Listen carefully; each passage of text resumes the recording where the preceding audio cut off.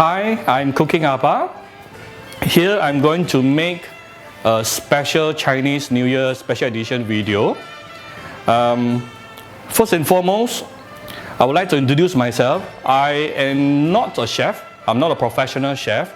I'm only an ordinary father who cooks for the family.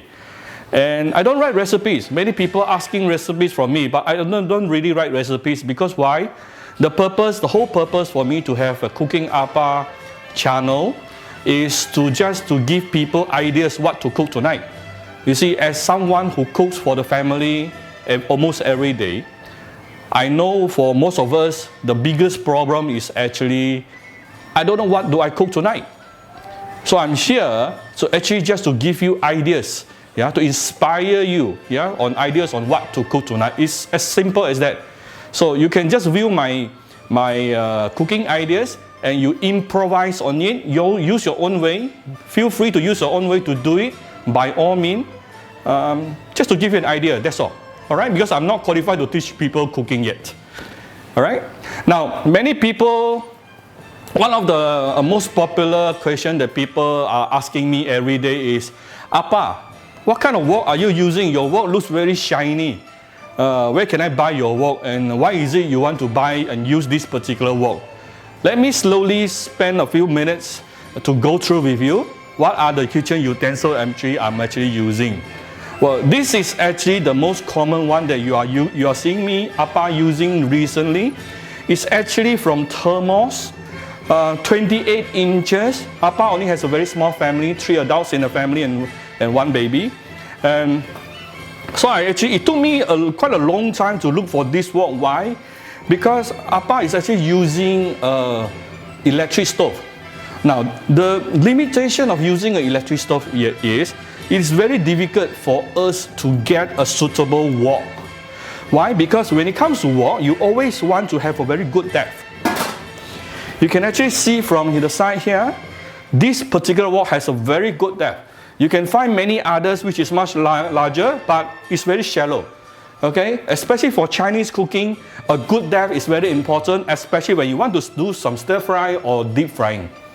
Okay, so this is very important. So this is actually only 28 cm, just nice for the 3 adult family. And one thing I like about this is also because of the handle. This long handle makes it very easy to maneuver, to operate. Alright, so, but do take note, this is a stainless steel wok. When it comes to stainless steel wok, it gets burns easily. Now, there are a few tips you need to learn on how to use this stainless steel wok. Number one is you always add your oil into cold wok before it is heated. Okay, and number two, you compare to non-stick wok, you need a lot more oil on this one in order to avoid burning, yeah, at the bottom. Alright, these are 2 tips you have to remember. Now, this wok actually comes together with this, another layer where you can use it to steam. Right, there is some drawback. There is some drawback on this wok, which is the handle here.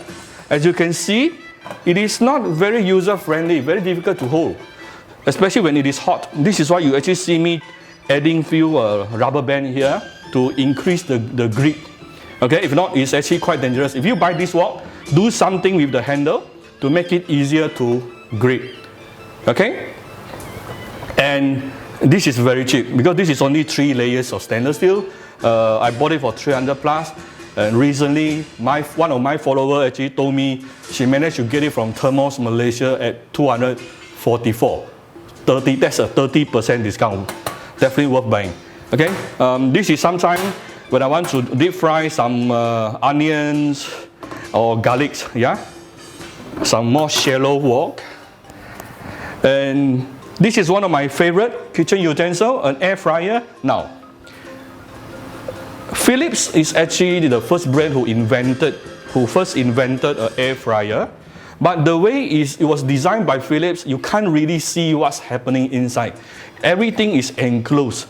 And I do find many of my friends using it. Many things comes out. The chicken doesn't come out very nicely. I actually quite like this one that I'm using. Of course, you can actually get different brand as well. as long as it's some similar design. Why is it this design is good? Look at it. Once you put your ingredients inside and you close it, you can see very clearly from the transparent glass here how well it is cooking inside here. So this is very helpful. And sometimes when I can actually do my cooking there at the kitchen, and I can actually air fry my chicken wing here at the same time. All this is to help you saving your time. The drawback of this particular brand is the highest temperature is only 205. It would be better if you can find some with 220 degree. Yeah, that would be great. This one is limited at 205. All right. So I also have a pressure cooker. If you ask me, this is almost a must for the working couples nowadays if you want to cook at home, because this is how I do it. It's all about time management. When you reach home, say you reach home about 6:30, okay?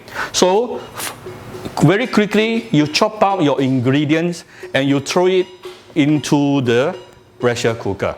So this pressure cooker, and then you start, everything should be done within 30 minutes to 40 minutes time. And this 30 and 40 minutes is actually almost equivalent to you cooking using the normal stove for 2 hours. All right? And the best thing about pressure cooker is, no matter how, it will actually retain all the water. If you put 4 cups of water inside, after 45 minutes, it will still remain as 4 cups of water. Okay, so you don't have to worry that your soup may dry out. All right. So by the time the soup is ready, your other dishes is also ready. So this is about time management. So and then go and get yourself a pressure cooker. And here I actually have a Steamboat. All right. Of course, most of the time we use it for Steamboat, but you can also use for other purposes. Example, say many people nowadays they like to eat this thing called one pot dishes, Right Wok soup. Cantonese say Right Wok soup, where you actually put all the ingredients inside the like example. You can prepare one nice chicken stock, put in here, and you can start putting in the seafood like whole fish, sotong.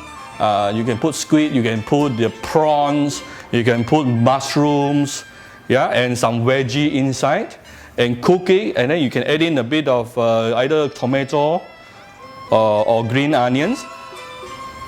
This is what we call a Right Wok soup, where you can it's almost like a steamboat, but you are cooking everything together. Okay, this is actually, it becomes a very nutritious and balanced diet for everyone. Something you can also do without other than making a steamboat. Now this actually comes together with another tray. It's a steamer. Okay, so if means to say I can actually steam 2 things at the same time. One using my stove, one using here. Okay, this is another very popular question I'm getting. Many people ask me about this particular wok here.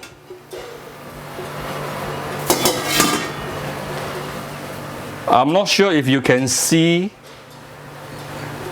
You can see the middle part. This is actually what we call a Honeycomb Nonstick Stainless Steel Wok. Okay, I actually bought it from Isitan, KL. You can if you want to look for this type of wok, all you need to do is just to type Honeycomb Wok. Okay, then it's understood it's going to be a combination between a non-stick and a stainless steel wok. Okay, so this is much larger. This is about 30 or 32 cm. I can't remember. So sometimes when I have to cook for more people, I'll have to actually use this particular wok here. All right, so this is another wok that I'm using. Now, what I'm doing here today for the special dish, I know most of you know how to make chicken broth. So I'm actually today going to take it one step further to show you all how to make a super broth rather than a normal chicken broth. Okay, after which you can actually make use of this super broth to make a lot of things. For example, today I'm going to use the super broth to make my fish maw soup. On the other hand, you can also use this same broth to make it into a thick gravy and to use it on your pun choy. Yeah, go out and buy a few different types of roast meat, prepare some mushroom, veggie, and some tofu. Then put them together and some prawns. Mix all of them together, arrange it nicely, and you can actually pour this broth, thicken this broth first, and then pour it over. Okay. Also, you can use the same broth to braise your sea cucumber, and to braise your other thing as well. You can even use this broth to steam your fish. Okay. Always use a broth to be the base soup of every dishes that you are making, so that you can actually do away with using MSG or even chicken powder. You see, I actually see one of my followers ask this question before. I don't use MSG, but I use a lot of chicken powder. Is it a crime? Is it a crime really using chicken stock or MSG at home? Seriously, when everyone talk about, well, it's bad for health, bad for health, bad for health, that one I think it is very difficult to justify and quantify. Okay, if you ask me, very simple, you have to first understand what does MSG and chicken stock do. MSG actually triggers your taste bud. So means to say, if this is salty at level 2, after adding MSG, this saltiness is going to be level 3. It's as simple. That's how MSG and chicken stock actually works. Okay, it will make your dish more flavorful, but the bad news is, I'm not sure how many of you are very concerned over this, but me personally, I always pay attention to after taste or after food taste. I'm very concerned over how my mouth actually feels after eating the food. There are some very flavorful dishes in a certain restaurant, very famous. I don't want to name them, but I'm telling you, right after you eat it, the whole night you will be waking up and trying to drink a lot of water. They simply put too much of excessive MSG. Okay, that is something I don't like. So I am very particular with after eat taste. Yeah, I don't like the MSG and thirsty taste. So this is why you can find in my dishes, you can't see chicken powder, you can't see MSG. Okay, but how you can actually replace this MSG with? Number one, what you can do is always use good broth as a base. When you are using good broth as a base, it will actually give you a much deeper your dish a much depth, yeah, to the flavor. Number two, you can always use the same amount of salt and sugar together when you are doing the tasting. Why? Because by having this sugar is not going to make your food very sweet. It is actually going to enhance the osmosis process, which means it will actually enhance the penetration power of the flavor into your ingredient. That is the benefit of using the sugar after the salt. Alright? So, or sometimes you can make yourself some natural MSG. Example, I will make my own dry fish powder. Okay, I will make my own dry fish powder. One day I'm going to show you how. Number two, you can, if you are one of those who have those dehydration machine, you can go and dehydrate your mushroom. Alright, dehydrate your mushroom and blend it into powder form. Mushroom is one best alternative for natural MSG. Okay, you can try doing that. Now, let's quickly look at my special broth here. For the start, everything is very normal, like what most people knows how to do. You want a hot pot of water. After that, you will throw in your chicken. I have here about 1.8 kg of ayam kampung. Okay. So I'm going to put in the chicken to blanch it. Okay, you need to blanch your chicken. This process is actually to remove the impurities, like the example, the excess blood water or some impurities hiding inside the bone. So you let it cook for about a couple of minutes.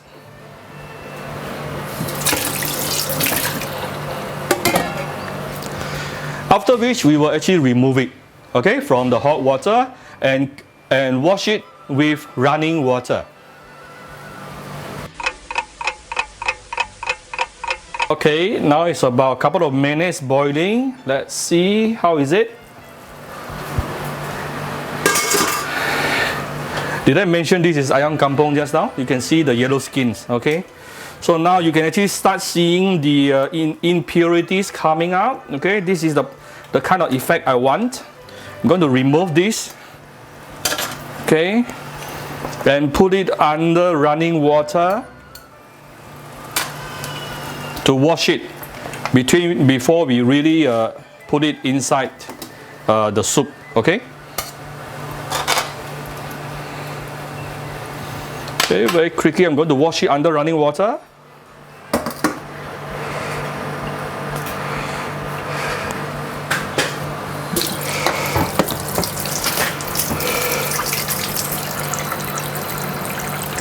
You can still do some final cleaning, yeah?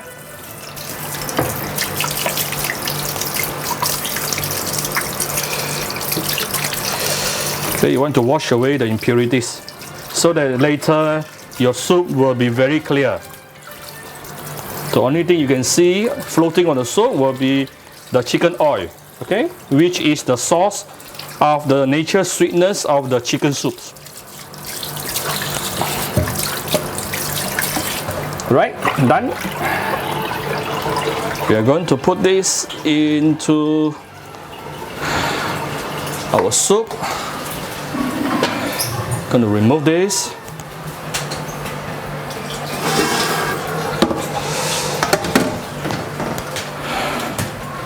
Okay, I have boiled another pot of hot water here.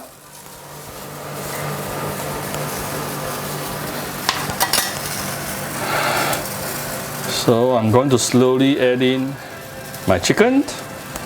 You can use a smaller chicken if you want to, anything from 1 kg to 1.5.